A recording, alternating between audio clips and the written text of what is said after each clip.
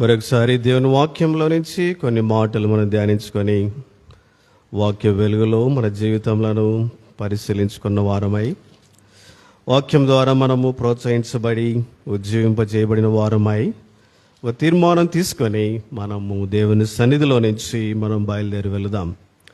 అలా చేయుటకు దేవుడు మనందరికీ మెండైన కృపను, పరిశుద్ధాత్మిక సహాయమును సమృద్ధిగా అనుగ్రహించును గాక.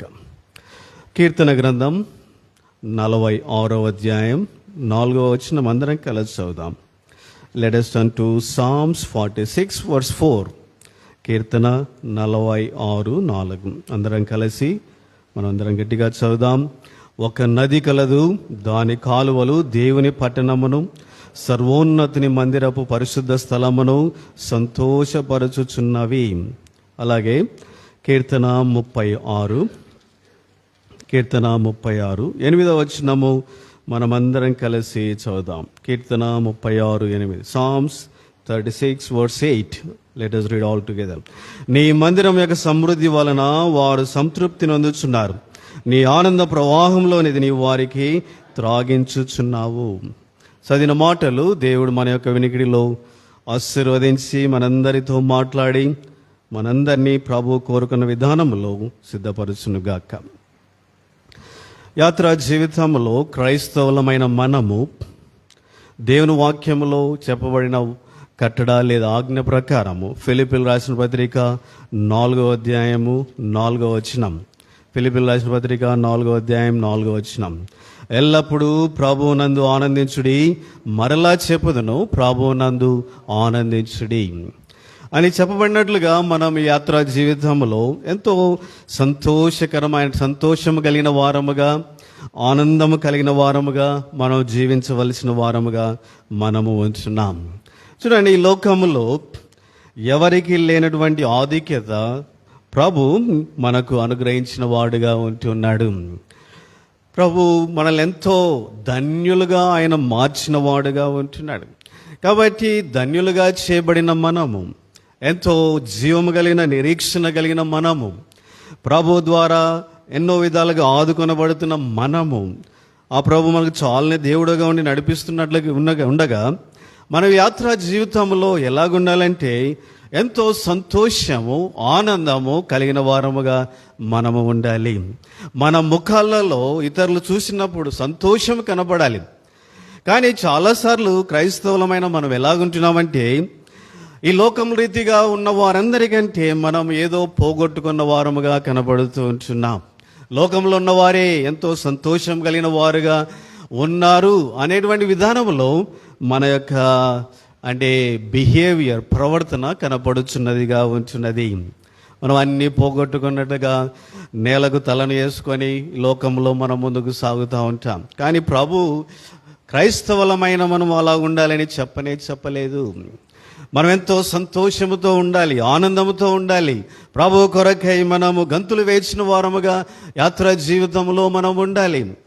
అప్పుడు ఇతరులు చూసి మనల్ని ప్రశ్నించాలి, how are you able to live such a joyful life? ఎలాగ నువ్వు అంత సంతోషకరమైన జీవితాన్ని జీవించగలుగుతున్నావు అనేటువంటి దాని రహస్యం ఏంటి అని నిన్ను ప్రశ్నించేవారుగా ఉండాలి. ఆ విధంగా మనము సంతోషముతో, ఆనందముతో యాత్రా జీవితంలో ముందుకు సాగాలి.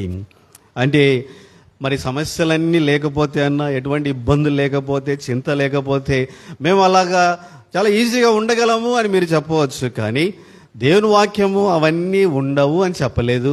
కానీ చెప్పిన మాట ఏంటంటే, మీరు వాటన్నిటిని అధిగమించి సంతోషముతో ముందుకు సాగాలి, ఆనందముతో ముందుకు సాగాలి అనేటువంటి దేవుని వాక్యము మనల్ని హెచ్చరించేదిగా ఉంటున్నది. చూడండి ప్రియమైన సోదరి సోడా, పాపము అనేది మానవుల్ని పట్టివేసి మానవుల్ని సంతోషం నుంచి దూరపరిచినదిగా ఉంటున్నది. కాబట్టి పాపం అనేక విధాలుగా తన కార్యాన్ని జరిగించి దేవుడు అనుగ్రహించిన గొప్ప మహిమను ఎలాగైతే కోల్పోనట్లుగా చేసిందో, అలాగే దేవుడు అనుగ్రహించిన శాంతి, సమాధానము, సంతోషమును సంపూర్ణంగా అది మానవుల నుంచి దూరపరిచినదిగా ఉంటున్నది.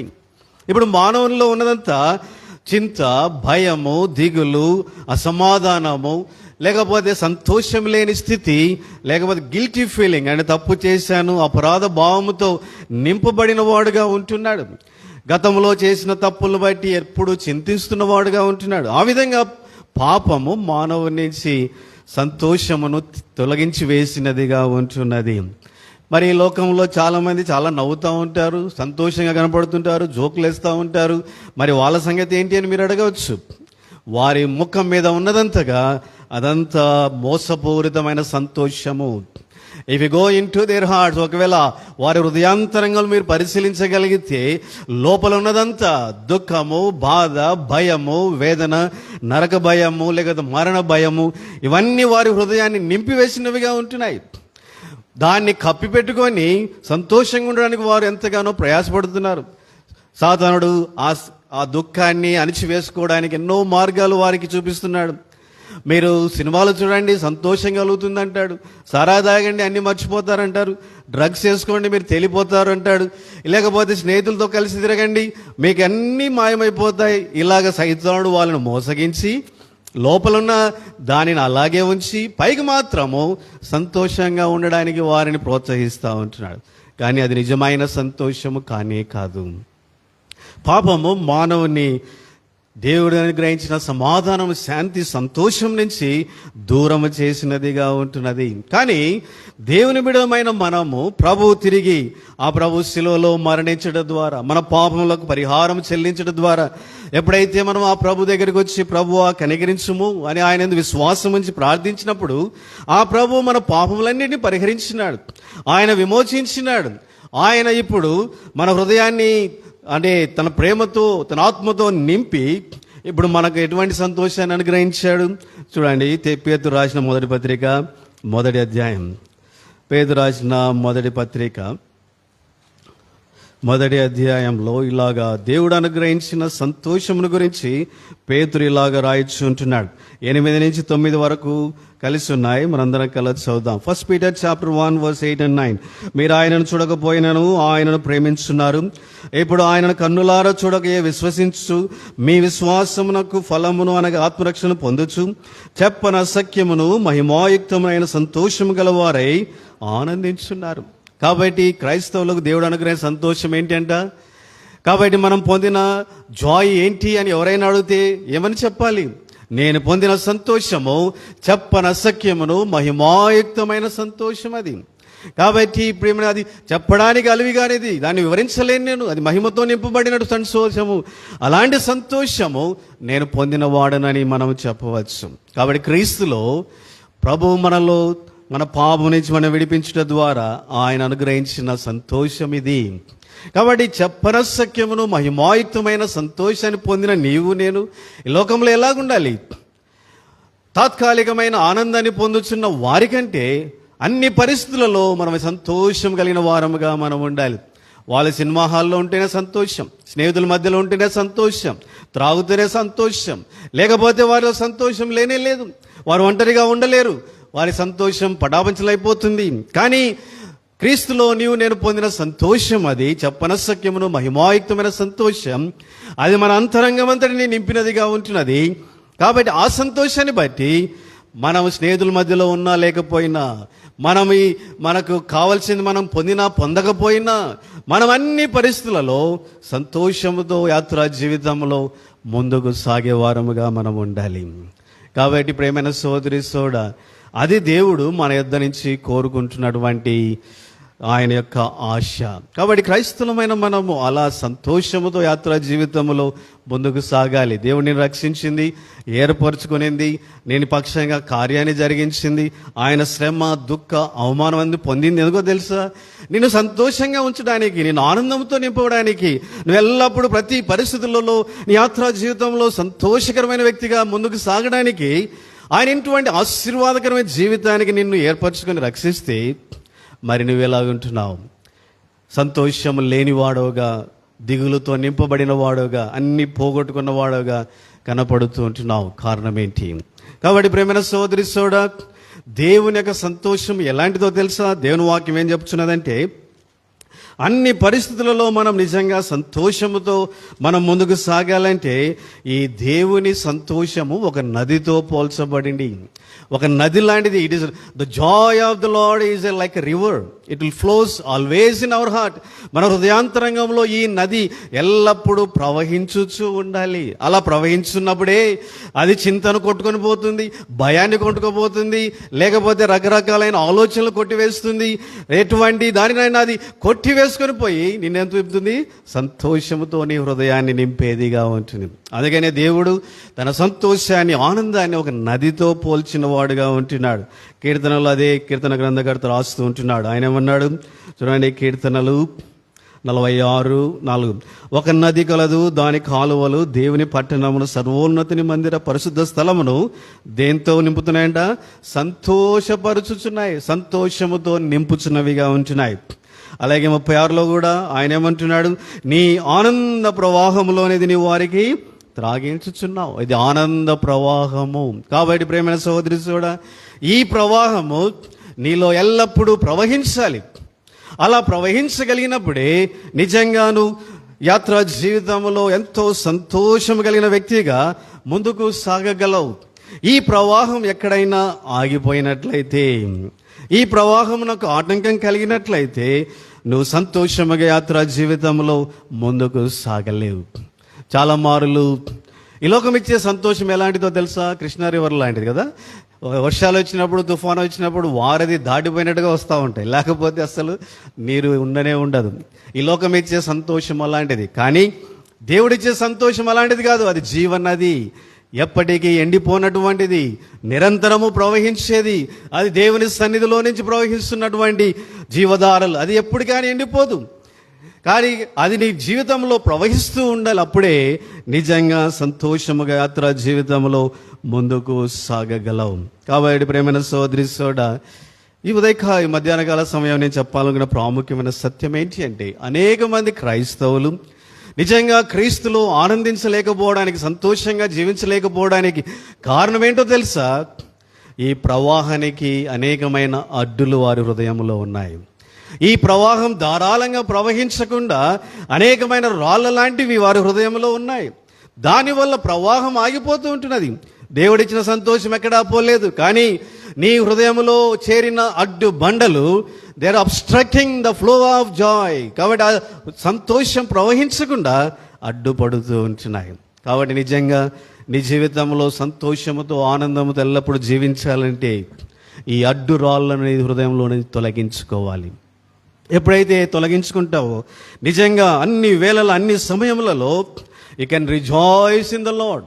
కాబట్టి ప్రియమైన సహోదరి సోడా, మీ ఎదుట నేను 7 విధాలైన ఆటంకులు మన సంతోషాన్ని, మన హృదయంలో దేవుని నది అయినటువంటి ఆ ఆనంద ప్రవాహాన్ని ప్రవహింపచేయకుండా అడ్డుగా వచ్చే 7 హిండ్రెన్సెస్ నేను మీ ఎదుట ఉంచాలని కోరుతుంటున్నాను. దయచేసి వీటి విషయంలో మనం పరిశీలించుకుందాం.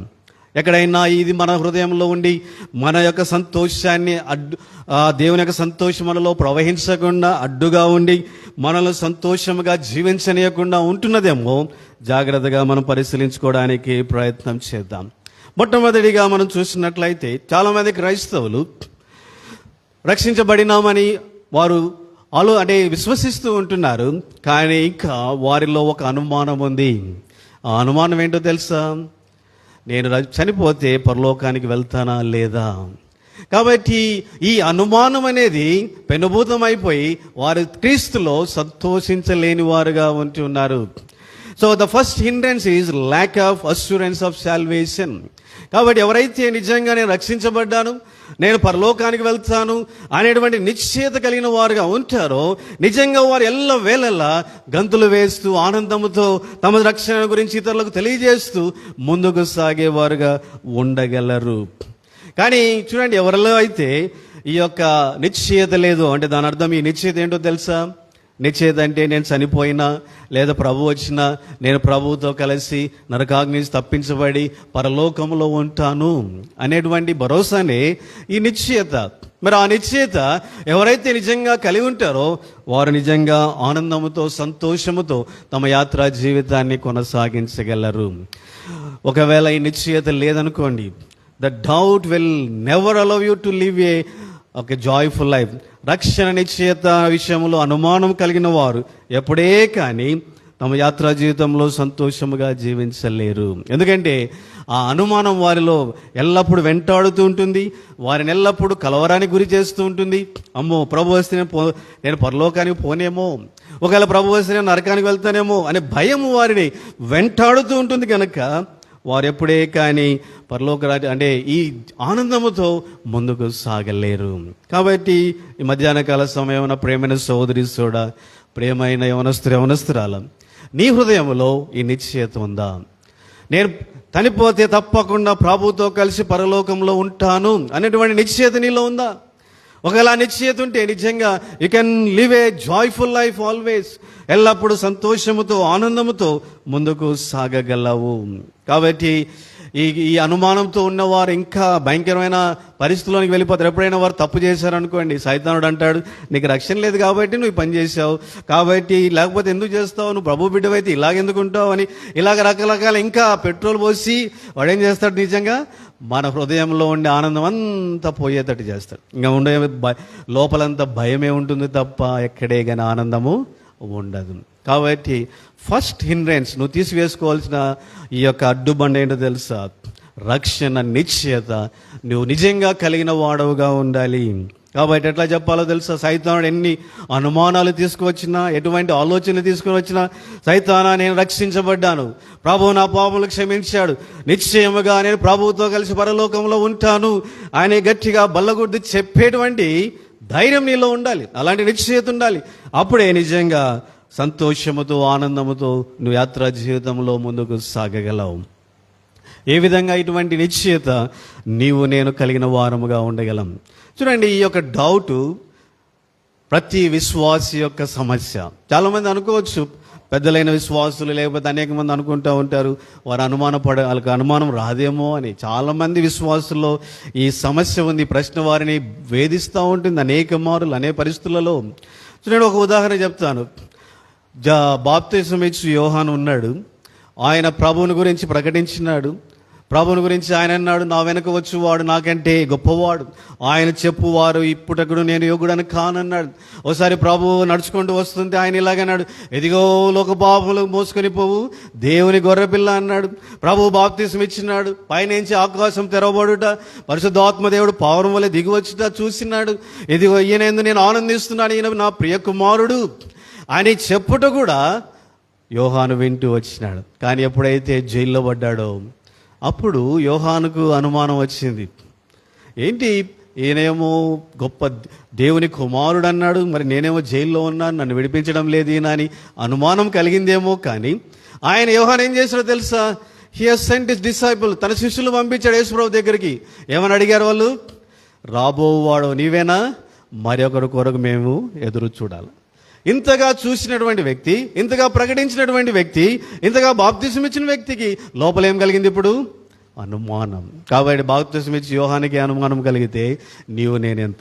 కాబట్టి మనలో కూడా ఈ అనుమానం అనేక మార్లు కలిగేదిగా ఉంటున్నది. కానీ దేవుని వాక్యంలో అనేక విధాలుగా మనము రక్షణ నిశ్చయత కలిగి ఉండడానికి దేవుడు అనేక సంగతులు రాసి ఉంచిన వాడుగా ఉంటున్నాడు. మొట్టమొదటిగా క్లుప్తంగా నేను 2-3 సంగతులు వివరిస్తాను. మొట్టమొదటిగా how can we have assurance of salvation అంటే, చూడండి, రోమేలు రాసిన పత్రిక 10వ అధ్యాయము,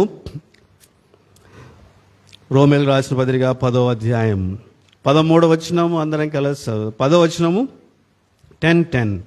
ఏలైనగా నీతి కలుగునట్లు మనుషుడు హృదయంలో విశ్వసించును, రక్షణ కలుగునట్లు నోటితో ఒప్పుకొనును. 9వ వచనం కూడా అదేమనగా, యేసు ప్రభువు నీ నోటితో ఒప్పుకొని దేవుడు మృతులలో నుండి ఆయన లేపనని హృదయం విశ్వసించిన ఎడలా నీవు రక్షించబడదు. 13వ వచనం, ఎందుకనగా ప్రభువు నామమును బట్టి ప్రార్థన చేయువాడెవడో వాడు రక్షింపబడును. కాబట్టి ఇక్కడ రాయబడిన మాటలు ఏంటో తెలుసా? ప్రభువును నిజమైన దేవుడుగా విశ్వసించి, ప్రభు నా కొరకై మరణించినాడు, నా పాపముల కొరకై శిక్షించబడ్డాడు, ఆయన మరణించినాడు, పాతి పెట్టబడి తిరిగి లేచినాడు అని ఎవరైతే విశ్వసించి ఆ ప్రభు దగ్గరికి వచ్చి, ప్రభువా నా హృదయంలో నీవే నిజమైన దేవుడని విశ్వసించున్నాను, దయతో నన్ను కనికరించి క్షమించుము అని ఎవరైతే నిజంగా ప్రార్థిస్తారో, ఇక్కడ ఏమని రాయబడిందో తెలుసా? విశ్వసించి ప్రార్థించిన వారు ఏం పొందుతారంట? రక్షణ పొందుతారు. కాబట్టి దీంట్లో ఎటువంటి అనుమానం లేదు.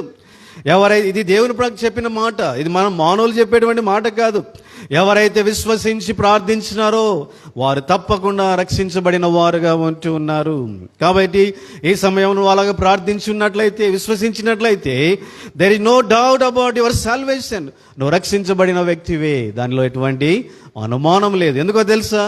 ఇది నేను చెప్పే మాటలు కాదు, దేవుని వాక్యం చెప్పుతున్న సత్యం. మన యొక్క రక్షణ నిశ్చయతకు ఆధారం ఏంటో తెలుసా? దేవుని వాక్యమే, మరొకటి కానే కాదు. దేవుని వాక్యమే చెప్పుచుండగా మనము we can trust to any extent. కాబట్టి మనం ఎంతగానైనా విశ్వసించి రక్షించబడిన వారము అని మనము తీర్మానించుకోగలం. తర్వాత రెండవదిగా చూడండి, మరొక దేవుడు మనకు సూచన ఇచ్చినాడు. రోమీయులకు రాసిన పత్రిక 8వ అధ్యాయం 16వ వచనం. Let us turn to Romans 8:16. రోమా 8:16. మనము దేవుని పిల్లలమని ఆత్మ తానే మన ఆత్మతో కూడా సాక్ష్యం ఇచ్చుచున్నాడు. కాబట్టి ఎప్పుడైతే ఒక వ్యక్తి రక్షించబడతాడో, దేవుని యొక్క ఆత్మ, పరిశుద్ధాత్మ దేవుడు మనలోనికి ప్రవేశించి ఆయన నివసించేవాడుగా ఉంటున్నాడు. అంత మటుకు మాత్రమే కాదు, మనలో ఉన్న ఆత్మ మనతో ఏం చెప్తాడో తెలుసా?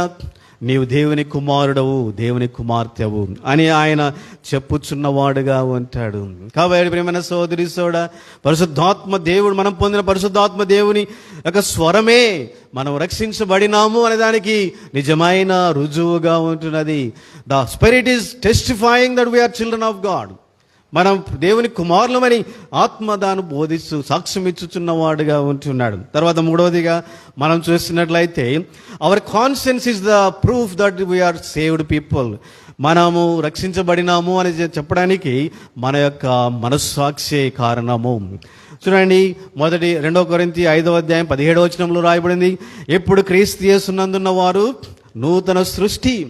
కాబట్టి మనం నూతన సృష్టిగా చేయబడినాం. ఎప్పుడైతే మనము ఏదైనా తప్పు చేయడానికి నిర్ణయించుకుంటామో వెంటనే మనకు లోపల ఏం కలుగుతుంది? మనకేం కలుగుతుంది? భయం కలుగుతుంది. ఇది తప్పు అనే భావం కలుగుతుంది. చాలా మారులు దేవుని బిడ్డలు ఎవరైనా తప్పు చేయడానికి నిర్ణయించుకున్నట్లయితే వారికి చెమటలు పోస్తాయి. ఎందుకని? కారణం ఏంటి? వారికి ఏమన్నా బీపీ వస్తుందా? లేకపోతే ఏం కాదు, మనస్సాక్షి వారిని గద్దిస్తూ ఉన్నది. అందుకనే వారు they cannot do sin against God.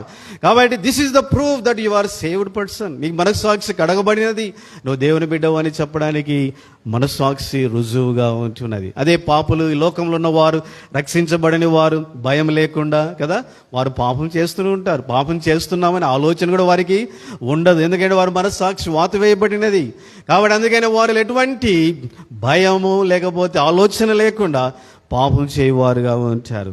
తర్వాత ఇంకా మనం చూసినట్లయితే మన యొక్క మారిన జీవితమే మనం దేవుని పిల్లలమని చెప్పడానికి రుజువుగా ఉంటున్నది.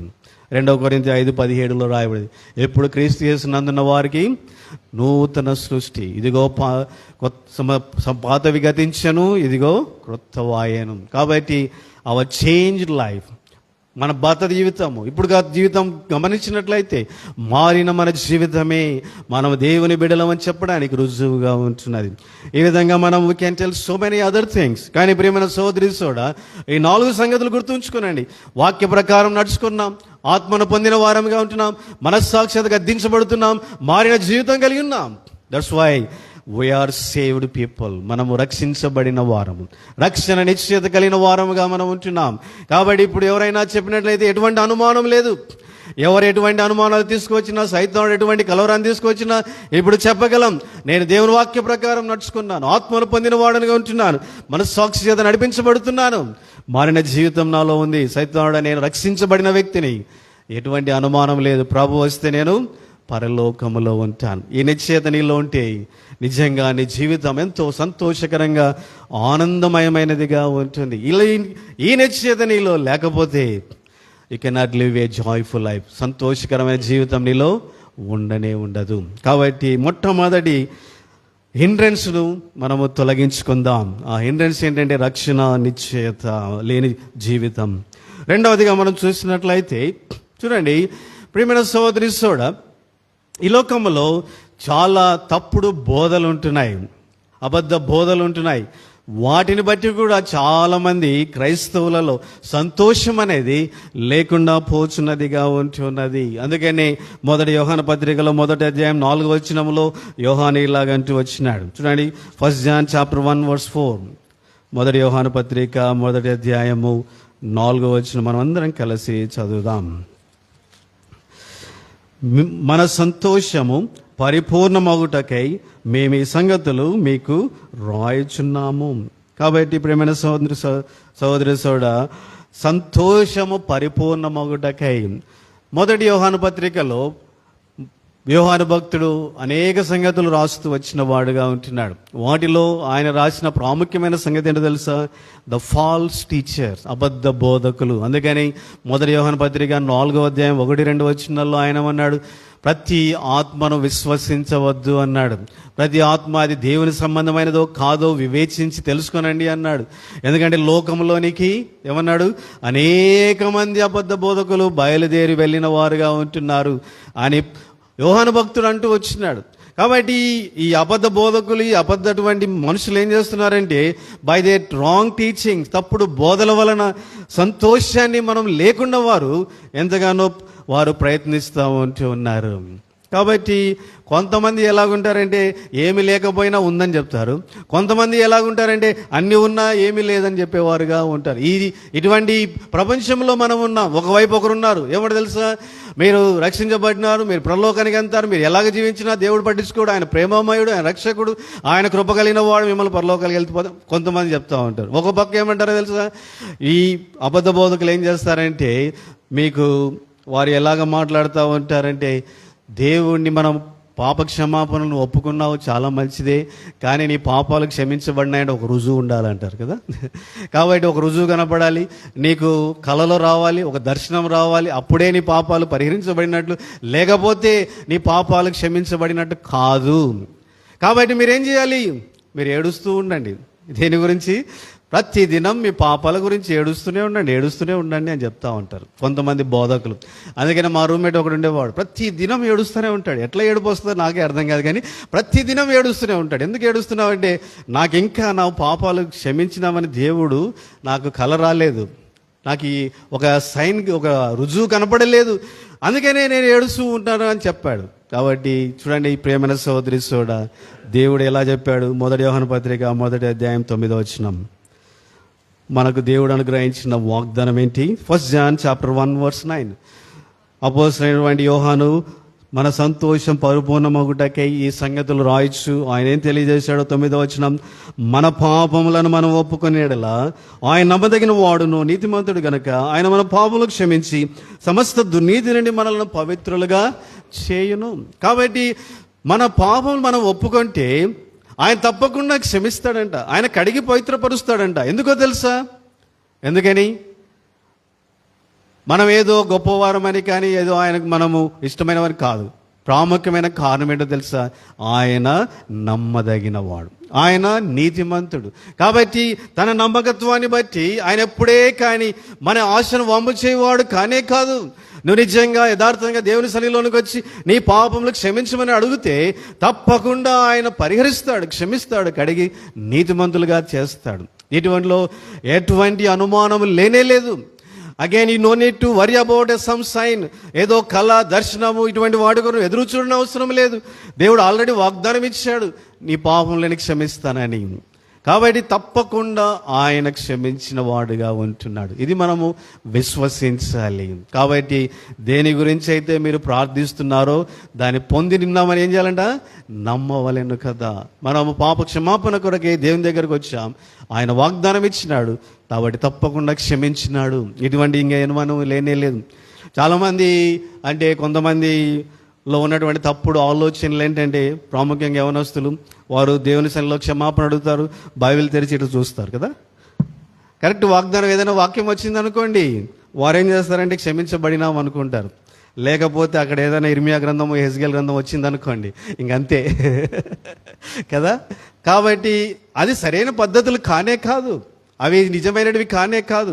దేవుడిచ్చిన వాగ్దానం మనకు ప్రాముఖ్యం. ఆయన వాగ్దానం ఇచ్చాడు, మీరు మీ పాపంలో ఒప్పుకుంటే నేను క్షమిస్తానన్నాడు. కాబట్టి మరి ఒక రుజువులు అవసరం లేదు, దర్శనాలు అవసరం లేదు, లేకపోతే ఏదైనా something no need to happen in our life.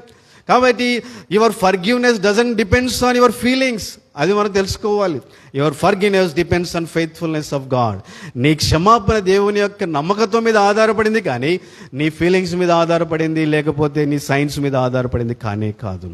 కాబట్టి we no not to worry about this doubt. కాబట్టి నా పాపములు క్షమించబడినాయా లేదా అనేటువంటి అనుమానాలు అవసరం లేదు. చాలామంది ఇలాంటి తప్పుడు బోధల చేత చాలామంది విశ్వాసాలను ఎంతగానో వారు బాధ పెట్టుచున్నట్లుగా నేను అనేక మందిని గమనిస్తూ వచ్చినాను. కాబట్టి ప్రేమైన సోదరి సోడా, don't doubt the faithfulness of God, don't doubt the promise of God.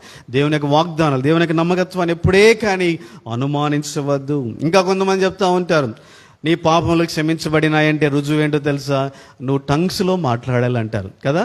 కాబట్టి నువ్వు భాషలతో మాట్లాడితేనే నువ్వు ఆత్మను పొందినట్లు, నీ యొక్క పాపములు క్షమించబడినట్లు అని కొంతమంది బోధిస్తూ ఉంటున్నారు. ఈ బోధలన్నీ ప్రపంచంలో ఉన్నాయి, కానీ అది కూడా సరైనది కానే కాదు. ఎక్కడే కానీ దేవుని వాక్యము రక్షించబడితే ఆత్మ అంటే ఈ భాషలతో మాట్లాడతారు అని ఎక్కడే కానీ చెప్పలేదు. కాబట్టి ప్రియమైన సోదరి సోడా, these are all false doctors, don't believe them. వీటన్నిటి మనం ఏమాత్రం విశ్వసించిన అవసరం లేదు. కాబట్టి రెండవదిగా తప్పుడు బోధలు అనేకం ఈ లోకంలో ఉంటున్నాయి.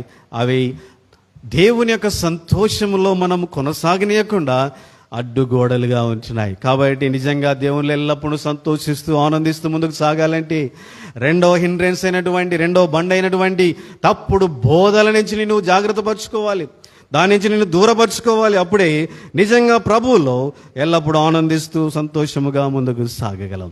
తర్వాత మూడవదిగా దేవుని యొక్క ఆనంద ప్రవాహం మనలో ప్రవహింప చేయకుండా అడ్డుగా వచ్చే మరొక బండను మనం చూద్దాం. Let us turn to book of Isaiah chapter 26. యెషయా గ్రంథము 26వ అధ్యాయము 3వ వచనం అందరం కలిసి చదువుదాం. Book of Isaiah chapter 26 verse 3. Let us read all together. ఎవని మనస్సు నీ మీద ఆనుకొనునో వాని నువ్వు పూర్ణ శాంతి గల వానిగా కాపాడుదువు, ఏలైనగా అతడు నీ యందు విశ్వాసముంచి ఉన్నాడు. కాబట్టి ప్రేమైన సోదరి సోడా, మూడవ అడ్డుబండ దేవుని సంతోషములలో ప్రవహించనీయకుండా వచ్చేటువంటి అడ్డుబండ ఏంటో తెలుసా? దేవుని మీద ఆధారపడినటువంటి జీవితం, దేవుని యందు విశ్వాసం ఉంచి ఆయన యందు నమ్మిక ఉంచని జీవితం. ప్రభువునందు ఎవరైతే విశ్వాసం ఉంచారో, ప్రభువునందు ఎవరైతే నమ్మిక ఉంచారో వారు ఎప్పుడే కానీ ప్రభువులో ఆనందించలేరు. చూడండి, ఎందుకో తెలుసా? మనందరం చాలాసార్లు వింటూ ఉంటాం, హృదయంలో ఒకటి మాత్రం అంటే విశ్వాసము భయము రెండు కలిసి జీవించలేవు. కాబట్టి నీ హృదయంలో ప్రభువునందు నమ్మిక విశ్వాసం ఉందనుకోండి, భయం ఏమవుతుంది? వెడలిపోతుంది. ఒకవేళ నీ హృదయంలో విశ్వాసం లేదనుకోండి, ఏమొచ్చి కూర్చుంటుంది? భయాలు, చింతలు, దిగుళ్ళు వచ్చి కూర్చుంటాయి. కాబట్టి ప్రేమైన సోదరి సోడ, మనం ఏం చేయాలో తెలుసు, అన్ని వేళలా ప్రభువునందు ఎల్లప్పుడూ నమ్మిక ఉంచాలి, విశ్వాసం ఉంచాలి, ఆయన మీద ఆధారపడాలి, ఆయన కొరకు కనిపెట్టుకోవాలి, ఆయన శక్తి మీద ఎటువంటి అనుమానం లేకుండా ఆధారపడాలి. అప్పుడు నువ్వేం చేస్తున్నావు? దేవుడిచ్చిన వాగ్దానం ఏంటి? అప్పుడు ఆయన మనల్ని పూర్ణ శాంతి గల వారిని, అంటే సంపూర్ణమైన సంతోషం కలిగిన వారినిగా ఆయన మార్చివేస్తాడు. ఆయన ఎందుకంటే మనం ఆయన యందు విశ్వాసం ఉంచిన వారముగా ఉంటున్నాం. కాబట్టి ప్రేమైన సోదరి soda, doubt in the power of God, doubt in the works of God, దేవుని యొక్క కార్యముల మీద, దేవుని శక్తి మీద అనుమానము మనలో ఉంటే సంతోషముతో యాత్రా జీవితంలో ముందుకు సాగలేం. అందుకనే కీర్తన గ్రంథకర్త ఇలాగంటూ వచ్చినాడు, చూడండి, కీర్తన 56 3వ వచనం. Let us turn to Psalms 56 verse 3.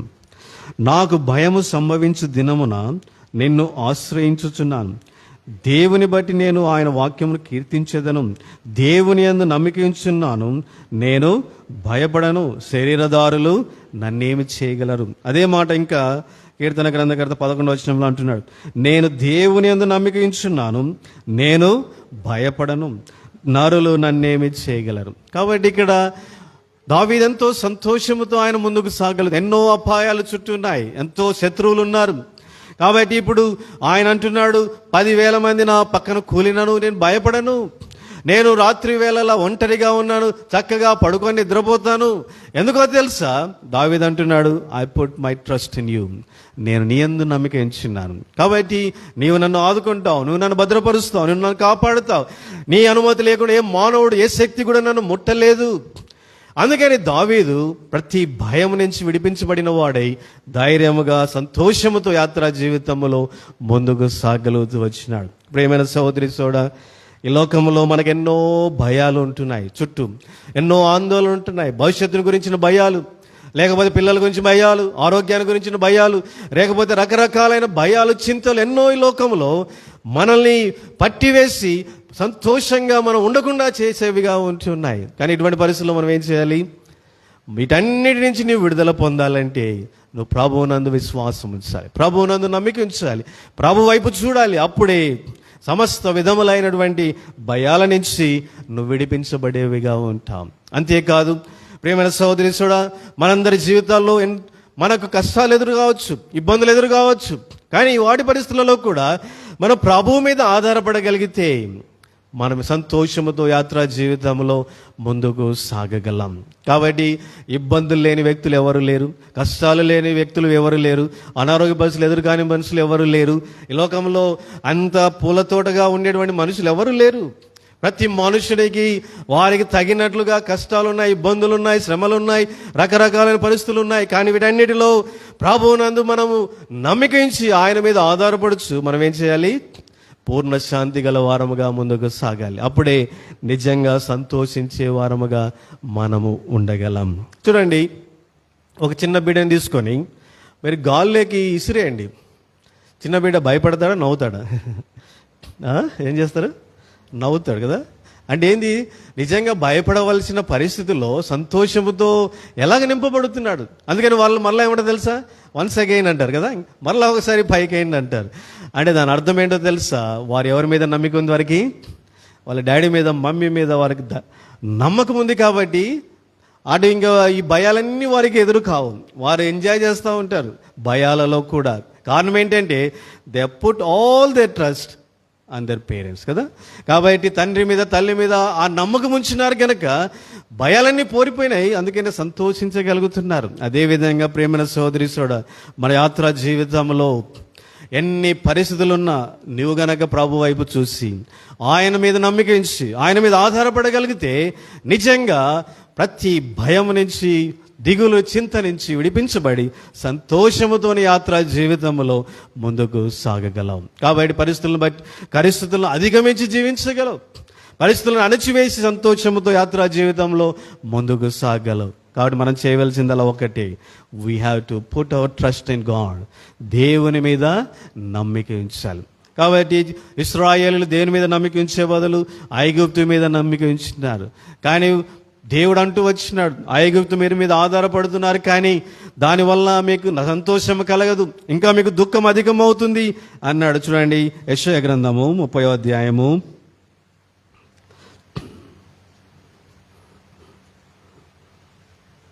30వ అధ్యాయము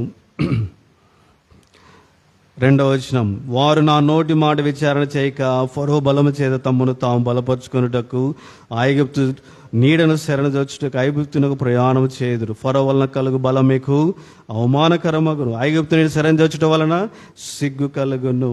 కాబట్టి ప్రేమైన సహోదరి సోడా, మనము దేవుని మీద ఆధారపడి మనుషుల వైపు చూసి మనుషుల మీద ఆధారపడితే మన సమస్య ఇంకా అధికమయ్యేదిగా ఉంటున్నది, మన యొక్క కష్టాలు అధికమయ్యేవిగా ఉంటున్నాయి. చాలాసార్లు మనం అనుకోవచ్చు, విశ్వాసులు ఏమనుకుంటున్నారంటే, instead of looking at God, దేవుని వైపు చూసి దేవుని మీద ఆధారపడే బదులు వారు చుట్టూ చూస్తూ ఉన్నారు. ఎవరి మీద ఆధారపడాలి, ఎవరి వైపు చూడాలి, ఎట్లా చేయాలి, ఏ మార్గంలో వెళ్ళాలి, ఇలాగ వారు ఆలోచిస్తూ ఉంటున్నారు. అందుకనే నిజమైన సంతోషముతో యాత్రా జీవితంలో ముందుకు సాగలేకపోతున్నారు. కాబట్టి దేవుని బిడ్డలు మొట్టమొదటిగా ఏదైనా భయం వచ్చినప్పుడు, కష్టం వచ్చినప్పుడు, దిగులు వచ్చినప్పుడు, చింత వచ్చినప్పుడు చేయవలసిన మొట్టమొదటి పని ఏంటో తెలుసా? They must look to God. దేవుని వైపు చూడాలి, ఆయన మీద ఆధారపడాలి, ఆయన సన్నిధిలో ప్రార్థించాలి. ఎప్పుడైతే అలాగా ప్రార్థిస్తామో ఏమని రాయబడి ఉంది చూడండి, ఫిలిప్పీయులకు రాసిన పత్రిక 4వ అధ్యాయము, మనందరికీ బాగా పరిచయమైన వచనాలు. ఫిలిప్పీయులకు రాసిన పత్రిక 4వ అధ్యాయం 6-7 వచనాలు. దేనిని గూర్చి చింతపడకుడు గాని ప్రతి విషయంలోనూ ప్రార్థనా విజ్ఞాపనల చేత కృతజ్ఞతాపూర్వకముగా మీ విన్నపములు దేవునికి తెలియచేయడం. అప్పుడు సమస్త జ్ఞానమునకు మించిన దేవుని సమాధానము యేసుక్రీస్తు వల్ల మీ హృదయములకును మీ తలంపులకును కావలి ఉండును. కాబట్టి నిజంగా మనం దేని యందు నమ్మిక ఉంచి ప్రార్థించగలిగితే ఆ దేవుని యొక్క సమాధానం మన హృదయంలో కావలి ఉండి ప్రతి భయం నుంచి, చింత నుంచి విడుదల కలగజేసి సంతోషముతో మనం ముందుకు సాగడానికి మనకెంతో దోహదపడేదిగా ఉంటున్నది. కాబట్టి ప్రేమైన సోదరి సోడ అంటే మనుషుల యొక్క సహాయం తీసుకోకూడదా అంటే నేను అట్లా చెప్పట్లేదు. కానీ మొట్టమొదటిగా మనం ఏం చేయాలి? దేవుని వైపు చూసి దేవుని మీద ఆధారపడాలి. అప్పుడు దేవుడు మార్గం చూపిస్తాడు, మనుషులు చూపిస్తాడు, ఎక్కడికి పోలాలో, ఏ వ్యక్తిని కలవాలో, ఏ మార్గంలో వెళ్ళాలో దేవుడు చూపిస్తాడు. అలాగ వెళ్ళినట్లయితే నిజంగా అదెంతో ఆశీర్వాదకర మార్గముగా, సక్సెస్ఫుల్ మార్గముగా ఉండగలుగుతుంది. కానీ దేవుని పక్కన పెట్టి మనుషుల్ని చూసుకుంటే అది నష్టదాయకము, అదెంతో దుఃఖకరముగా ఉండేదిగా ఉంటున్నది. తర్వాత 3వదిగా మనం ఏం తొలగించుకోవాలి? దేవుని మీద అవిశ్వాసాన్ని తీసివేసుకోవాలి. మనం అవిశ్వాసము అడ్డుబండగా ఉండేదిగా ఉంటున్నది. 4వదిగా మనం చూద్దాం, విశ్వాసమైనటువంటి మన యాత్ర జీవితంలో ఫిలిప్పీయులకు రాసిన పత్రిక 4వ అధ్యాయం 19వ వచనం ఒకసారి చదువుదాం.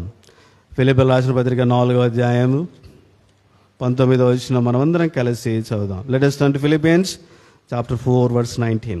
కాగా దేవుడు తన ఐశ్వర్యం చొప్పున క్రీస్తు యేసునందు మహిమలో మీ ప్రతి అవసరమును తీర్చును. దేవుడు వాగ్దానం ఇచ్చాడు, క్రీస్తు యేసులో ఆయన ఏం చేస్తానన్నాడు? మీ యొక్క ప్రతి అవసరమును తీర్చును అని ఆయన చెప్పాడు.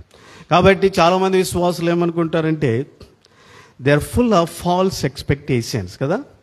దేవుడు అవసరమును తీరుస్తానన్నాడు కానీ ఆశను తీరుస్తానని చెప్పలేదు కదా. చాలామందికి ఎలా ఉంటుందో తెలుసా? నీకు మొబైల్ అవసరము, దేవుడు తప్పకుండా మొబైల్ ఇస్తాడు. అందుకని ఐఫోన్ కావాలంటే ఎక్కడిస్తారు దేవుడు చెప్పలేదు. అది నీకు అవసరతను తీరుస్తానని కానీ ఆశను తీరుస్తానని చెప్పలేదు. చాలామంది ఎట్లా ఉన్నారంటే ఐఫోన్ రాలేదని దిగుల్లో చింతతో కూర్చోన్నారు. దేవుడు మేము అడిగింది మాకు ఇలేదే అనేటువంటి బాధలో ఉంటున్నారు. False expectations. దేవుడు మంచి ఏసీ ఇచ్చాడు, బాగుంది కదా, కానీ ఇంకా చల్లగా కావాలి కాబట్టి ఏం చేస్తున్నారు? ఉన్న చల్లదనాన్ని కూడా ఎంజాయ్ చేయలేకపోతున్నారు చాలామంది. కాబట్టి false expectations they make us అంటే ఫుల్ ఆఫ్ అంటే మనం సంతోషించలేని చాలామంది క్రైస్తవులు ఎందుకు సంతోషముగా దేవునిలో వారు ముందుకు సాగలేకపోతున్నారంటే ఫాల్స్ ఎక్స్పెక్టేషన్ చాలా ఉన్నాయి వారిలో. చాలా తప్పుడు ఆలోచనలు, ఆశలు అధికంగా ఉంటున్నాయి. కొంతమంది ఏమనుకుంటారంటే ప్రభువును మేము వెంబడించినట్లయితే ఇంకా రోగం రాకూడదు కదా, ఉద్యోగం వస్తే ఉద్యోగం రావాలి, కారు అడిగితే కారు ఇచ్చేయాలి, కాబట్టి ఏదైతే అది ఇవ్వాలి, ఇవ్వకపోతే సంతోషం లేదు. దేవుడు అన్యాయస్తుడు, దేవుడు మా మొరను ఆలకించలేదు. ఇలాగ రకరకాలైనటువంటి వ్యక్తులు అనేక మంది ఉంటున్నారు. ప్రియమైన సోదరి సోడా, క్రీస్తులో ఆ ప్రభు తప్పకుండా నీ అవసరతను ఆయన తీర్చేవాడుగా ఉంటున్నాడు. తప్పకుండా తీరుస్తాడు. అంతేకాని నీ శరీరానుసారంగా లోకం వైపు చూసి చుట్టూన్న ప్రజలను బట్టి ఇన్ఫ్లుయెన్స్ చేయబడి వాళ్ళుగా కలిగింది నేను కూడా కలిగి ఉండాలని ఆలోచనలతో నింపబడి అది నాకు లేదే, దేవుడు నాకు ఇయ్యలేదే అని నువ్వు అనుకోవడం అనేది తప్పుడు అభిప్రాయము. దేవుడు నీకు ఏదైతే అవసరమో, దేవుడిని ఏ స్థితిలో ఉంచాలనో, దేవుడు ఎటువంటి పరిస్థితులను ఉంచాలనో ఆయన ఉంచి ఉన్నాడు. దాన్ని బట్టి దేవుని స్తుతిస్తూ ప్రభువా అనేక మందికి లేనిది నాకు మీరు అనుగ్రహించినారు, ఎంతో గొప్ప రక్షణ నాకు ఇచ్చినారు, కాబట్టి నీకు ఎంతో వందనాలని స్తుతించు. అలా చేయగలిగితే నిజంగా సంతోషముతో యాత్రా జీవితంలో ముందుకు సాగగలం. అలా కాకుండా లోకం వైపు చూసి వాళ్ళకి కలిగినది నాకు లేదే అనేటువంటి ఆలోచనలతో నింపబడితే నీలో ఉండే సంతోషం అనేది అది ఉండదు. కాబట్టి ఫాల్స్ ఎక్స్పెక్టేషన్స్ అనేటివి మనం బయటికి రావాల్సిన వారముగా మనము ఉంటున్నాం. కాబట్టి ప్రేమైన సోదరి సోడా, కొంతమంది ఇలాగుంటారు. మా ఫ్రెండ్ ఒకడు ఉండేవాడు. వాడు ఎలాంటి వాడో తెలుసా? ఎంసెట్కి ప్రిపేర్ అయ్యేవాడు. నేను చదువుకోరా బాబు, మంచిగా ర్యాంక్ రావాలంటే కష్టపడి చదవాలి అని చెప్పేవాడిని. అతను ఏమనేవాడు తెలుసా? ఓబే నీకు తెలియదు, నేను మందిరానికి వెళ్తున్నాను, మందిరం ఊడుస్తున్నాను, చాపలు వేస్తూ ఉంటున్నాను, మందిరంలో స్పెండ్ చేస్తున్నాడు, దేవుడు తప్పకుండా నాకు ర్యాంక్ ఇస్తాడండి. చదవకుండా దేవుడు ర్యాంక్ ఇచ్చేస్తాడండి ఈ పనులన్నీ చేస్తే. కాబట్టి అన్ని ఫాల్స్ ఎక్స్పెక్టేషన్స్, అది సరైన ఆలోచన కాదు. కాబట్టి మనం గ్రహించి అంటే దేవుడు తప్పకుండా తన ఇంటిలో పని చేస్తే నీకు తగిన ఫలితం ఇస్తాడు. అంతేకాని నువ్వు చేయవలసిన బాధ్యత నువ్వు చేయకుండా ఉంటే ఆయన అన్యాయస్తుడు కానే కాదు కదా. చాలాసార్లు ఇలాంటి ఆలోచనలతో యవనస్తులు చాలామంది నింపబడినారు. అందుకని ప్రభు విషయంలో వారిలో విరోధభావం ఉంది. చాలామంది అలిగిన వారుగా ఉంటున్నారు. దేవుడు మేము అడిగింది మాకు ఇయ్యలేదని వారి లోపల అలాంటి ఫీలింగ్స్ ఉన్నాయి.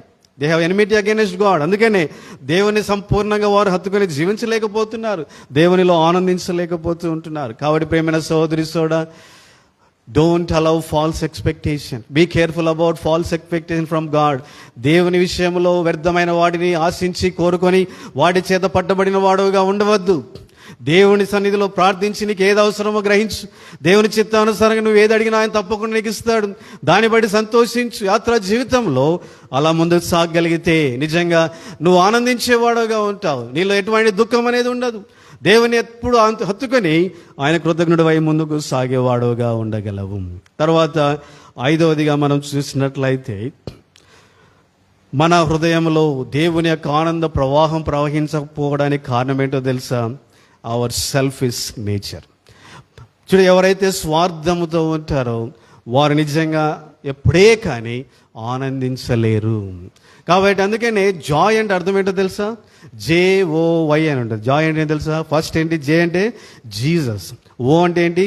అదర్స్, తర్వాతనే ఎవరు? యూ. కాబట్టి నిజంగా నీలో జాయ్ ఉండాలంటే you must give first place to Jesus, second place to others, third place to yourself. Then the joy will be there. అప్పుడే నిజంగా నీ హృదయంలో ఆనందం అనేది ఉంటున్నది. కానీ చాలామంది రివర్స్ చేసేసారు, UOJ చేసేసారు. అందుకని ఏముంది వారిలో? నిజంగా అసలు జాయ్ పీసెస్ అయిపోయింది, ఏం జాయ్ లేదు. కాబట్టి అందుకనే విశ్వాసులమైన నిజంగా మనం సంతోషించి ఆనందించాలంటే మనము ప్రభువుకు ప్రాముఖ్యమైన స్థానాన్ని ఇవ్వాలి. కాబట్టి రాంగ్ ప్రయారిటీస్ అనేవి మనం పెట్టుకున్నట్లయితే తద్వారా కలిగే నష్టము ఎంతో భయంకరమైనది. కాబట్టి ప్రేమైన సోదరి సోడా, wrong priorities will lead us into ఇంకా ట్రబుల్సమ్ సిచ్యువేషన్లోకి మనల్ని తీసుకుని వెళ్ళేవిగా ఉంటున్నాయి. కాబట్టి మరియా, మార్తా ఉన్నారు. మరియా దేవుని సన్నిధిలో కూర్చునింది. She has given importance to Jesus. కాబట్టి ఎంతో సంతోషించగలుగుతూ వచ్చింది. మార్తా ఏం చేసింది? ఆమె అన్ని వ్యర్థమైన వాటన్నిటిని తల మీద పెట్టుకునేది. అందుకనే ఆమె సంతోషించలేకపోయింది. రాంగ్ ప్రయారిటీస్ అనేవి నిజంగా మనల్ని ఎంతగానో మన సంతోషాన్ని దొంగలించేవిగా ఉంటున్నాయి. కాబట్టి ప్రేమైన సోదరి, wrong priorities will put us under great pressure. మన మీద ఎంతో ఒత్తిడిని కలగజేస్తాయి. మనల్ని మనం బోయలేని భారాలుగా ఉంటాయి అవి. అందువల్లనే నిజంగా మనం సంతోషించలేం. ఇది నాలో చాలామంది క్రైస్తవులు సంతోషించలేకపోవడానికి కారణం ఏంటి అంటే రాంగ్ ప్రయారిటీస్ వారిలో చాలా ఉంటున్నాయి. వ్యర్థమైనటువంటి ఆశలు, కోరికలు, ఎన్నో విధాలైనటువంటి అంటే రాంగ్ ప్రయారిటీ ప్రాముఖ్యతలు వారిలో ఉండడం వలన నిజంగా సంతోషించలేకపోతూ ఉంటున్నారు. కాబట్టి ఈ సమయంలో నేను చెప్పాలనే సత్యం ఏంటి అంటే, don't be self centred life కలిగి ఎప్పుడే కానీ ఉండవద్దు. క్రైస్ట్ సెంటర్డ్ లైఫ్ కలిగి ఉండడానికి మనం నేర్చుకుందాం. క్రీస్తు కేంద్రిత మనకు కలిగి ఉండగలిగితే నిజంగా మనం ఎల్లప్పుడూ ఆనందించే వారముగా మనము ఉండగలము. కాబట్టి భూమి మీద మీరు ఆలోచించిన ఏ స్వార్థపరుడు కూడా ఎంతో సంపాదించుకోవచ్చు, ఆస్తి ఉండొచ్చు, అంతస్తు ఉండొచ్చు, లేకపోతే రకరకాలు ఉండవచ్చు, కానీ స్వార్థముతో నింపబడిన ఏ వ్యక్తి కూడా సంతోషించలేడు. వానిలో ఎప్పుడు ఏముంటుందంటే ఇంకా అసంతృప్తి ఉంటుంది. వారికి ఉంది, నాకు లేదే, నన్ను ఎవరు పట్టించుకోవడం లేదే, నన్ను ఎవరు చూడడం లేదే. వారి ఆలోచనలన్నీ ఇలాగనే ఉంటాయి తప్ప నిజంగా కలిగి ఉన్న దాన్ని బట్టి వారు సంతోషించలేనే లేరు. కాబట్టి నువ్వు స్వార్థాన్ని అధిగమించినావు అనుకో, క్రీస్తు కేంద్రిక జీవితం కలిగిన వాడుగా ఉంటున్నావు అనుకో, తప్పకుండా if you look at others, ఇతరుల వైపు చూసేవాడుగా ఉండగలుగుతావు. నిజంగా నీలో ఎల్లప్పుడూ సంతోషము, ఆనంద ప్రవాహం అనేది ప్రవహించేదిగా ఉంటున్నది. కాబట్టి the fifth stone, fifth intense ఏంటో తెలుసా? Self centred life. కాబట్టి స్వార్థపూరితమైనటువంటి జీవితం. తర్వాత 6వదిగా, నేను క్లుప్తంగా సమయం లేదు కాబట్టి ముందుకు వెళ్ళిపోతుంటున్నాను, దయచేసి గమనించండి. తర్వాత 6వదిగా మనం గమనించగలిగితే, మనము దేవునికి సమస్తమును అప్పగించిన వారముగా మనం ముందుకు సాగాలి. చూడండి, రోమిలకు రాసిన పత్రిక 6వ అధ్యాయంలో ఇలాగ రాయబడింది. రోమన్స్ చాప్టర్ 6:13 మనం అందరం కలిసి చదువుదాం. 12-13 అందరం కలిసి చదువుదాం. రోమా 6:12-13. కాబట్టి శరీర దురాశలకు లోబడినట్లుగా చావునకు లోనైన మీ శరీరమందు పాపమును ఎల్లనీయకుడి. మరియు మీ అవయములను దుర్నీతి సాధనములుగా పాపమునకు అప్పగింపుడి. అయితే మృతులలో సజీవులం అనుకొని మిమ్మల్ని మీరే దేవునికి అప్పగించుకొనుడి. మీ అవయములు నీతి సాధనములుగా దేవునికి అప్పగించుకొనుడి. కాబట్టి ఈ సమయంలో మనం గ్రహించవలసిన, చాలామంది క్రైస్తవులు యవనస్తులు దేవుని బిడ్డలు ఎందుకని సంతోషముతో యాత్రా జీవితంలో ముందుకు సాగలేకపోతున్నారంటే వారు దేవునికి సమస్తమును అప్పగించిన వారుగా లేరు. They did not surrender their life to God. ఇంకా వారిలో అప్పగించని సంగతులు కొన్ని ఉంటున్నాయి. చూడండి, ఒక చిన్న పిల్లోడు ఉన్నాడంట. వాడు పక్కింటికి వెళ్ళి అన్ని గోళీలని తెచ్చుకున్నాడంట. అప్పుడు వాళ్ళ అమ్మ అన్నదంట, దొంగలించిన తప్పు బాబు, తిరిగి ఇచ్చేయమని చెప్పిందంట. వాడు వెళ్ళినాడు, వాడు అన్నీ నేను ఇచ్చేసాను అని మళ్ళీ చెప్పినాడు. కానీ ఇంటికి వస్తే మళ్ళీ జోబిలో గడగడ అంటుంది. అంటే ఎందుకు, ఏమైందిరా అంటే వాడు అన్నాడు తెలుసా, 95 ఇచ్చేసాను మమ్మీ, ఓన్లీ 5 మాత్రమే నేను పెట్టుకున్నాను, ఎందుకంటే అవి నాకు చాలా ఇష్టమైనవి అన్నాడు. కాబట్టి ప్రియమైన సహోదరి, చాలామంది క్రైస్తవులు ఎలాగున్నారంటే దేవునికి అప్పగించే విషయంలో అన్ని అప్పగిస్తున్నారు, కానీ ఇంకా కొన్ని వారి దగ్గరే పెట్టుకున్నారు. కాబట్టి ఏదైతే నువ్వు దేవునికి అప్పగించలేదో, కాబట్టి అది నీ జీవితంలో ఎప్పుడూ నీకు ఎంతగానో తొందర చేసేదిగా ఉంటున్నది. కాబట్టి నేను ఒక సత్యాన్ని మీకు తెలియజేయాలనుకుంటున్నాను. Whatever is not submitted to the will of God, that is the door for Satan. సాతానుడు మీ మీదకి దాడి చేయడానికి అది ఒక అవకాశము. సైతానుడు మీలో ప్రవేశించడానికి అది ఒక ద్వారం లాంటిది. కాబట్టి తప్పకుండా సైతానుడు ఆ విషయంలో మిమ్మల్ని తొందర చేస్తూనే ఉంటాడు. అందుకని దాని విషయంలో పడిపోతూనే ఉంటారు, మళ్ళీ బాధపడతారు, మళ్ళీ పడుతుంటారు, మళ్ళీ బాధపడుతుంటారు. ఇలా ఈ సైకిల్ జరుగుతూనే ఉంటుంది. కానీ అందుకనే మీరు సంతోషంగా యాత్ర జీవితంలో ముందుకు సాగలేరు.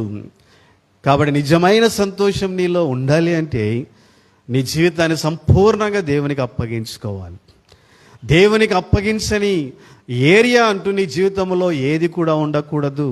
కాబట్టి లేదు ప్రభా, ఈ స్నేహితుడు అంటే నాకు చాలా ఇష్టం అంటే ఆ స్నేహితుడే నీకు నీ సంతోషాన్ని దొంగలించేవాడుగా ఉంటాడు.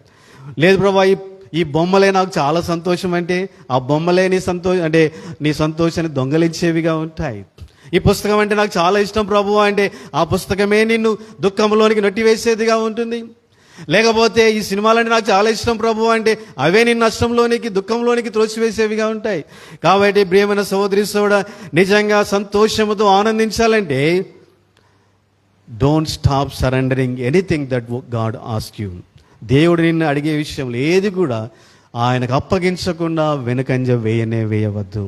ఎందుకంటే ఏదైతే నువ్వు అప్పగించలేదో అది నీకేమవుతుంది, ఒక భారముగా ఉంటుంది. ఏదైతే నువ్వు అప్పగించలేదో అది నీకు ఒక చైన్గా ఉంటుంది. నీ కాళ్ళకు వేయబడిన బోండాలాగా ఉంటుంది, అంటే చైన్ లాగా ఉంటుంది.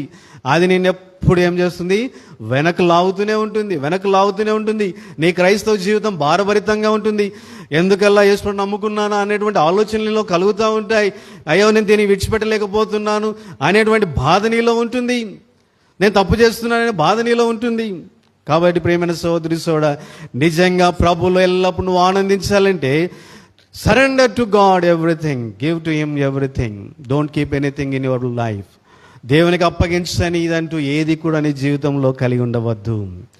మీరు అనుకోవచ్చు, అన్ని దేవునికి ఇస్తే ఇంకా నాకేముంది బ్రదర్ అనొచ్చు కదా. కాబట్టి మీరు గ్రహించవలసిన ఒక ప్రాముఖ్యమైన సత్యం ఏంటో తెలుసా? నీవు గనక దేవునికి సమస్తం ఇస్తే ఆయన నీకు సమస్తమును నువ్వు ఆశించిన దానికంటే అత్యధికముగా ఆయన నీకు ఇవ్వగలడు. అత్యధికమైన సంతోషాన్ని ఆయన ఇస్తాడు, అత్యధికమైన ప్లెజర్ నీకు ఇస్తాడు, అత్యధికమైన ఆశీర్వాదాన్ని ఇస్తాడు, అత్యధికమైన స్నేహితులను ఇస్తాడు, అత్యధికమైనటువంటి ధనాన్ని నీకు ఇస్తాడు, పదవులను ఇస్తాడు. నువ్వు త్యాగం చేయగలిగితే he can give greater things. అందుకని సోషల్ మీడియాలో మీరు చూస్తూ ఉంటారు కదా, ఎంతోమంది చూసింటారు. యేసు ప్రభు ఒకసారి ఒక పాప దగ్గరికి వస్తారు. ఆ పాప దేంతో ఆడుకుంటుంది? ఒక చినిగిపోయిన టెడ్డీ బేర్తో ఆడుకుంటా ఉంది. ప్రభు వచ్చినాడు, ఆ బిడ్డను అడిగాడు, ఏమని? అది నాకు ఇచ్చేయను. ఆమె ఏమంటుంది? ఓ ఇది నాది, నేను ఇవ్వనంటుంది. కానీ ప్రభు ఎలాగొచ్చాడు? తన వెనకల పెద్ద టెడ్డీ బేర్, మంచి బ్యూటిఫుల్ దాంతో వచ్చాడు. అటువంటిది ఇవ్వడానికి ఆయన వచ్చాడు. కానీ ఇప్పుడు ఏం జరుగుతుంది? అది ఇవ్వకపోవడం వలన శ్రేష్టమైన దానిని ఆమె పొందలేకపోతుంది. చాలామంది క్రైస్తవ జీవితంలో ఇదే జరుగుతూ ఉంది. మీరు ఏదైతే త్యజించాలో త్యజించకపోవడం వలన గొప్ప ఆశీర్వాదకరమైనది మీ జీవితంలో ప్రవేశించడం లేదు. అందుకనే సంతోషించలేకపోతున్నారు. మీరు గనక తిరిగి ఏదైతే ప్రభువు మీ యొద్ద నుంచి తీసివేయాలని కోరుతున్నాడో దాన్ని ఇచ్చివేయడానికి ఇష్టపడితే God will replace with the best thing. దేవుడు ఆశీర్వాదకరం మంచి దానితో ఆయన స్థానాన్ని పూరించేవాడుగా ఉంటాడు. ఒక స్నేహితుడిని విడిచిపెడితే 100 మంది స్నేహితులు మంచివారు నీకు దొరుకుతారు. ఒక చిన్న స్థానాన్ని విడిచిపెట్టగలిగితే ఆశీర్వాదకరమైన స్థానాన్ని దేవుడు ఇస్తాడు. కాబట్టి ప్రేమైన సహోదరి సోడా, దేవునికి అప్పగించనిదంటూ మీ జీవితంలో ఏది కూడా ఉండకూడదు.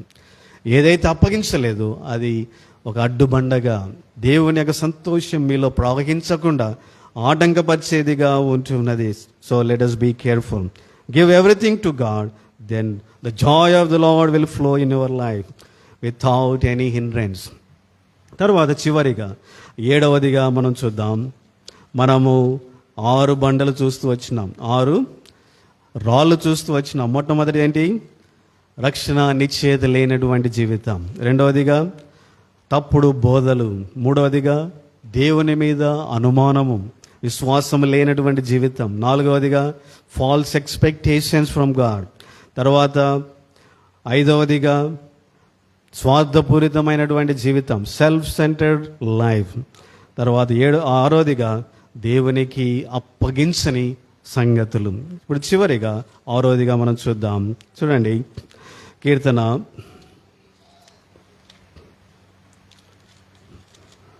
30వ అధ్యాయం, Psalm verse 32, క్షమించండి, chapter 32, Psalm 32 verse 1 and 2. Let us read all together. తన అతిక్రమములకు పరిహారం నొందినవాడు, తన పాపమునకు ప్రాయశ్చిత్తం నొందినవాడు ధన్యుడు. యెహోవా చేత నిర్దోషి అని ఎంచబడిన వాడు, ఆత్మలో కపటం లేనివాడు ధన్యుడు. 5వ వచనం, నా దోషమును కప్పుకొనక నీ ఎదుట నా పాపమును ఒప్పుకొంటిని, యెహోవా సన్నిధిని నా అతిక్రమములు ఒప్పుకుందని అనుకొంటిని, నీవు నా పాప దోషమును పరిహరించి ఉన్నావు. కాబట్టి ప్రేమైన సోదరి సోడా, దేవుని యొక్క ఆనంద ప్రవాహం నీలో నాలో ప్రవహించకుండా అడ్డుగా వచ్చే మరి యొక్క భయంకరమైన అడ్డుబండి ఏంటి తెలుసా? ద అన్ఫర్గివెన్ సిన్, క్షమించబడని పాపము. కాబట్టి ఏ వ్యక్తి అయితే క్షమించబడని పాపము కలిగిన వాడుగా ఉంటున్నారో వారి జీవితంలో నిజమైన సంతోష ఆనందములు ఉండవు. కాబట్టి క్షమించబడని పాపము నిన్ను వేధిస్తూనే ఉంటుంది. అందుకని మొదట్లో చెప్తూ వచ్చినాను నేను. కాబట్టి పాపము అనేక విధాలుగా మానవుని యొక్క సంతోషాన్ని దొంగలించి వేసినది. కానీ క్రీస్తులో నువ్వు చెప్పనసక్యమును మహిమాయుక్తమైన సంతోషాన్ని తిరిగి పొంది ఉన్నావు. కానీ ఇప్పుడు కూడా నువ్వు శరీరంలో ఉన్నావు కాబట్టి ఏదైనా పాపం జరిగించి ఆ పాపంలో జీవిస్తున్నట్లయితే ఈ పాపము నీ సంతోషమును దొంగలించేదిగా ఉంచున్నది. కాబట్టి ప్రేమైన సహోదరి సోడా, నీ దేవుని యొక్క ఆనంద ప్రవాహము మనలో ప్రవహించలేకపోవడానికి కారణము we still have some unforgiveness in your life. నీ జీవితంలో క్షమించబడని పాపం ఏదో ఇంకా ఉంది. అది అందుకనే నిజమైన సంతోషముతో నువ్వు జీవించలేకపోతున్నావు. ఉప్పొంగుచున్న హృదయాలు క్రైస్తవులలో కనబడడం లేదు. Because there is a sin that is obstructing the Joy of the Lord. కాబట్టి ఆ పాపాన్ని నువ్వు తీసివేసుకుంటే నిజంగా ఏ ఆటంకం లేకుండా సంతోషము నీ హృదయంలో ప్రవహించేదిగా ఉంటున్నది. So you have to leave that sin. ఆ పాపాన్ని ఒప్పుకొని విడిచిపెట్టాలి. అప్పుడే తద్వారా పరిహారం పొందుతావు. అందుకని దావీదు ఇక్కడ కీర్తన గ్రంథకర్త ఏమంటూ వచ్చినాడు? తన పాపమై పరిహారం నొందినవాడు ధన్యుడు అంట. అందుకని దావీదు అన్నాడు, నా దోషము నేను ఒప్పుకొని ఉన్నాను. దావీదు ఒప్పుకొనంత వరకు ఎలాంటి పరిస్థితుల్లో వెళ్తూ వచ్చాడో చూడండి. కీర్తన 52, Psalm 52, కీర్తన 51, 7వ వచనం, Psalm 51 verse 7. నేను పవిత్రుడగినట్లు హిస్సోపుతో నా పాపను పరిహరింపము, హిమము కంటే నేను తెల్లగా ఉండినట్లు నీవు నన్ను కడుగుము. తర్వాత 8వ వచనం, ఉత్సాహ సంతోషములు నాకు వినిపింపము, అప్పుడు నీవు విరిచిన ఎముకలు హర్షించును. అలాగే 12వ వచనం చూడండి, నీ రక్షణానందము నాకు మరలా పుట్టించుము, సమ్మతి గల మనస్సు కలగజేసి నన్ను దృఢపరచుము. కాబట్టి దావీదు రాజుగా ఉన్నాడు. దావీదుకు ఐశ్వర్యం ఉంది, అంతస్తుంది. ఆయనకు అనేక మంది భార్యలు ఉంటున్నారు. ఆయన కోరుకున్నది ఆయనకు దొరికేదిగా ఉంటున్నది. ఆయన అన్ని విజయాలు ఎన్నో పొందిన వాడుగా ఉంటున్నాడు. అయినప్పటికీ దావీదులో సంతోషం లేదంట, ఆనందం లేదంట. అందుకని దావీదు ఏమంటున్నాడంటే, సంతోషముతో నన్ను నింపుము, నీ రక్షణానందం నాకు తిరిగి దయచేయము అని దావీదు దేవుని సన్నిధిలో ప్రాధేయపడుతున్నాడు. కారణం ఏంటో తెలుసా? The sin has stolen the Joy of the David. కాబట్టి దావీదులో ఉన్నటువంటి రక్షణానందాన్ని తాను చేసిన పాపం బట్టి కోల్పోయిన వాడుగా ఉంటున్నాడు. అందుకని దేవుని సన్నిధిలో ప్రార్థిస్తూ ఉంటున్నాడు. కాబట్టి ఇప్పుడు ఆయన అంటున్నాడు, తన పాపను పరిహారం నొందినవాడు ధన్యుడు. కాబట్టి నా దోషం నేను ఒప్పుకున్నాను, పరిహారం నొందినవాడనుగా ఉంటున్నానని దావీదు నిజంగా సంతోషించగలుగుతూ ఉంటున్నాడు. కాబట్టి ప్రేమైన సోదరి soda, unless your sin forgive, అది క్షమించబడకపోతే నీ హృదయంలో నిజమైన సంతోషం, ఆనందము ఉండదు. కాబట్టి ప్రేమైన సోదరి సోడా, నీ నిజంగా గొప్ప సంతోషం నీ హృదయంలో రాజ్యమేలాలంటే you must take care that there should not be any sin that rules your life. నీ జీవితాన్ని పరిపాలించే పాపం ఏది కూడా నీలో ఉండకూడదు. అప్పుడే నిజమైన సంతోషముతో, ఆనందముతో, చెప్పనసఖ్యమును మహిమాయుక్తమైన సంతోషముతో నువ్వు ముందుకు సాగగలవు. ఈ లోకంలో ఏది లేకపోయినా ఆనందంగా ఉంటావు. నీకు చుట్టుపక్కల ఉన్న వారికి ఎన్నో ఉండి నీకు లేకపోయినా ఏమాత్రం నువ్వు కదలని వాడవుగా, నీ సంతోషముతో ఆనందించేవాడవుగా నీ ఉండగలం. కాబట్టి నువ్వేం చేయాలో తెలుసా? ఒకసారి జాన్ స్పర్జన్ గారు ఇలా చేశారంట. ఆయన ఏం చేశాడు? ఒకసారి ఆయన ప్రీచ్ చేయడానికి, వాక్యం చెప్పడానికి పెద్ద మీటింగ్స్ పెడితే అక్కడికి వెళ్ళాడు. అలాగా జాన్ స్పర్జన్ గారు, ఇంకొక దేవుని సేవకుడు తమ రూమ్ నుంచి మీటింగ్ స్థలానికి వెళ్తూ ఉన్నారు. నడుచుకుంటూ వెళ్తుంటే సడన్గా జాన్ స్పర్జన్ గారు ఏం చేశారంటే రోడ్డు పక్కకి వెళ్ళి నిలబడ్డాడు. పిలిచినటువంటి వ్యక్తికి ఆశ్చర్యమైంది. ఏమైంది బ్రదర్కి, ఎందుకని, ఏమైనా బాగాలేదేమో అనేటువంటి ఆలోచనలతో ఆయన ఉన్నాడు. జాన్ స్పర్జన్ గారు కొన్ని సెకండ్స్ ఆగి మళ్ళీ బ్యాక్ వచ్చాడంట. అప్పుడు ఆయన అడిగాడు, బ్రదర్ ఏమన్నా ప్రాబ్లం ఉందా, ఏమన్నా బాగలేదా? అప్పుడు జాన్ స్పర్జన్ గారు ఏమన్నారంట, నేను చేసిన పాపం దేవుడు నాకు ఒకటి గుర్తు చేశాడు, జ్ఞాపకం చేశాడు. అందుకని నేను పక్కకి వెళ్ళి ఏం చేయాలనుకున్నాను, దేవుని సన్నిధిలో క్షమాపణ అడిగాను, దేవుని కడగమని అడిగాను, తిరిగి నేను వస్తున్నాను అన్నాడంట. కాబట్టి క్రైస్తవులమైన మనము ఎప్పుడు అలాగ ఉండాలి. దేవుడు ఏదైనా నీలో పాపాన్ని చూపిస్తే, నీకు తెలియజేస్తే, పరిశుద్ధాత్మ దేవుడు బోధిస్తే వెంటనే క్షమాపణ అడగండి, వెంటనే పరిశుద్ధ రక్తం ద్వారా కడగబడండి. తద్వారా సంతోషముతో మీరు జీవించగలరు. అలా కాకుండా తిరిగి ఆ యొక్క పాపములోనే జీవిస్తూ దానిలో కొనసాగుతూ దేవుని యొక్క స్వరాన్ని నిర్లక్ష్యం చేసి మనస్సాక్షి గద్దింపులను అణచివేసి ముందుకు సాగుతే మీ హృదయంలో సంతోషం ఉండదు, మీ జీవితం దుఃఖకరంగా మారిపోతుంది. చివరికి ఆ పాపం వల్ల కలిగే నష్టాన్ని మీరు పొందేవారుగా ఉంటారు. కాబట్టి ప్రేమైన సోదరి సోడా, 7వదిగా ఆనంద ప్రవాహం మనలో ప్రవహించకుండా చేసేటువంటి 7వ బండేంటి? అన్ఫర్గివెన్ అంటే సిన్, క్షమించబడని పాపము. మనలో ఏదైనా ఉంటే ఒప్పుకొని విడిచిపెడదాం. ఈ 7 రాళ్ళు గనక మన హృదయంలోని తీసివేసుకుంటే దేవుని యొక్క నది, ఆనంద ప్రవాహం మనలో అంటే ఎటువంటి ఆటంకం లేకుండా నిరాటంకంగా ప్రవహించేదిగా ఉంటుంది. తద్వారా దేవుడు చెప్పినట్లు ప్రభువునందు ఆనందించగలం. మరలా చెప్పదను, ప్రభువునందు ఆనందించగలం. చెప్పనసఖ్యమును మహిమాయుక్తమైన సంతోషముతో ఈ లోకంలో గంతులు వేసుకుంటూ మనం ముందుకు సాగగలం. అన్ని పరిస్థితులలో, అన్ని వేళలా, ఏది ఉన్నా లేకపోయినా దేవుని బట్టి ఆనందిస్తూ మనం ముందుకు సాగలం. అలాంటి సంతోషకరమైన, ధన్యకరమైన జీవితం నీకు కావాలి అంటే take out these 7 hindrances, take out these stones. ఈ 7 బండలను, ఈ 7 అడ్డు సంగతులను నీ హృదయంలో నుంచి తొలగించుకో. తద్వారా దేవుని యొక్క ఆనంద ప్రవాహం నీలో ప్రవహిస్తుంది.